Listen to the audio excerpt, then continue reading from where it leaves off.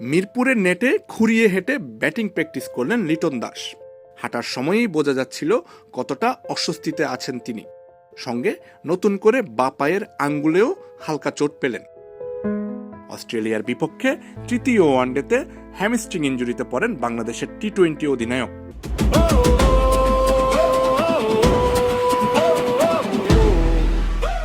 সেই চোটেই অস্ট্রেলিয়ার বিপক্ষে টি-20 সিরিজ মিস করলেন। আসন্ন জিম্বাবুয়ে সফরেও টেস্ট খেলা হচ্ছে না তার।